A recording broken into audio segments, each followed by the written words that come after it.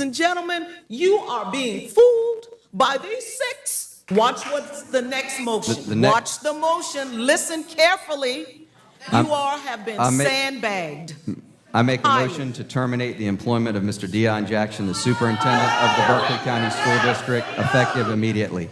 Do we have a second? Second. I'd like to know the justification and the rationale reasoning for firing an individual who just was proficient in his first annual evaluation.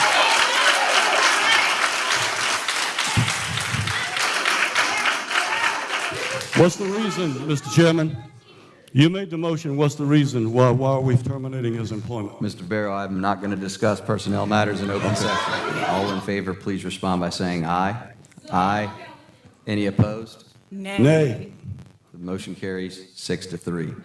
Why do I feel like a broken record every time I cover how the South just can't stop being racist? I'm about as annoyed as some of y'all get when I hold my lapel mic like this instead of clipping it to my shirt.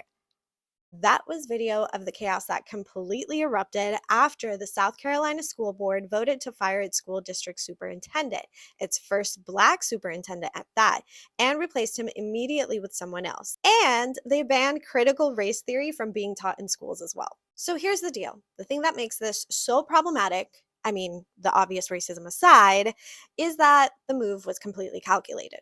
Buckle up, y'all, because I'm about to eat this up so that you can learn something today. 6 members of the 8-member committee who voted for the sacking of Deion Jackson were all backed by the conservative organization Moms for Liberty. The rapid moves in the Berkeley County District showed the impact of Moms for Liberty's focus on electing conservative school board members and prompted uproar among some community members in attendance. It is unbelievable that on the first night of a new board that such things would come up. Unbelievable. We have another Unbelievable. motion. We have Mr. another Chairman, motion.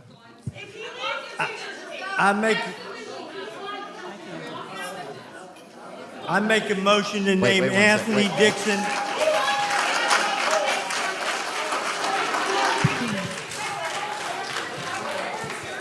So, who are they? Moms for Liberty is dedicated to fighting for the survival of America by unifying, educating, and empowering parents to defend their parental rights at levels of government.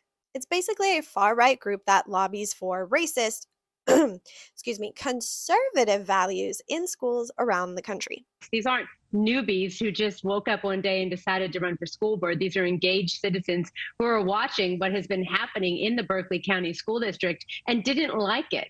So now you have new school board members that have been elected in communities across the country because voters are tired of the status quo of failure in our public schools.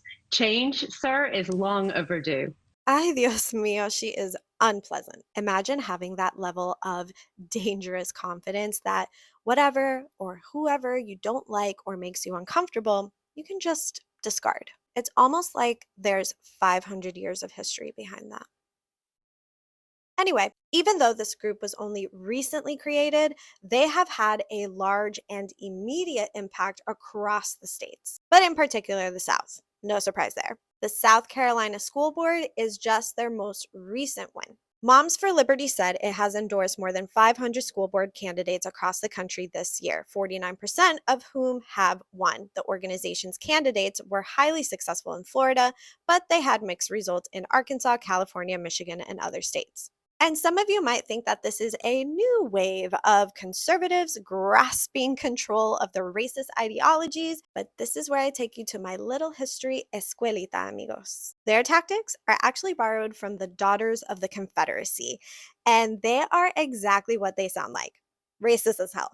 The General Organization of the United Daughters of the Confederacy was founded in Nashville, Tennessee in 1894. The UDC was incorporated under the laws of the District of Columbia in 1919.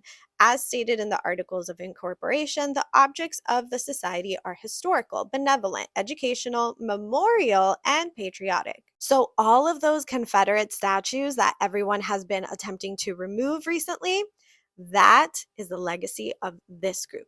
But their biggest strategic legacy is around textbooks. They created a thing called the Lost Cause, a false version of U.S. history developed in response to Reconstruction that minimizes slavery's central role in the Civil War, promotes the Confederacy's aim as a heroic one, glorifies the Ku Klux Klan, and portrays the white South as the victim. Sounding familiar? The Lost Cause lessons were taught to multiple generations of Southerners to uphold institutionalized white supremacy, in part through public school curriculums shaped by the UDC. The UDC had an almost singular focus on making sure that the Lost Cause propaganda was so ingrained in the minds of Southern youth that it would be perpetual. And it has been. When Confederate flag supporters say that they believe that Confederates were actually fighting for state rights and not for slavery, that is directly from UDC propaganda. That is their biggest legacy. And now we have a new organization of white conservative women who want to ban textbooks from mentioning any factual references around race, which they call the woke agenda. For this, again, Moms for Liberty took a page right off the UDC playbook. When a Southern school system adopted a textbook they hated, they got it banned. For example, in 1916, they targeted a book called American History that ran afoul of every rule the UDC had laid out to further the Lost Cause narrative. The book presented Lincoln in positive terms and Jefferson Davis negatively, named slavery as the cause of the Civil War, and characterized slavery as bad and Southern secession as unconstitutional. Because facts. But the Daughters of the Confederacy did not like this at all and lobbied to ban it from schools. And they succeeded in 1922 by pressuring the North Carolina School Board directly. And the influence didn't stop there because the UDC launched a similar vicious campaign against the book when it was adopted in Virginia in 1932, and the publisher was forced to sell a watered-down version in Alabama. So it is imperative that we pay attention to stories like this and become politically active in public education policies, or we'll just watch history repeat itself again and again. As for South Carolina, Dr. Anthony Dixon, who replaced Deion Jackson as the district superintendent, had this to say. Right now, I'm going to really assess where we are by getting a baseline for where our students are, where our teachers and our school level leaders are. Dixon is now the state's second Black superintendent, and although it's unclear if it's because he is directly backed by the conservative group, we can only hope that this isn't a case of choosing the model minority over Black educators who actually believe in historical accuracy and not whitewashed alternative facts. These vaguely worded bans have had an impact on the teaching of the Holocaust and its important lessons. Brandon Fish, the community relations director at the nonprofit Charleston Jewish Federation, said at the meeting, "These far-right tactics affect all children, as Mr. Fish so eloquently stated. Learning about the Holocaust and other dark chapters in our history, including slavery and Jim Crow, are crucial to making sure that these mistakes are never repeated." A stark reminder of the importance of civic engagement.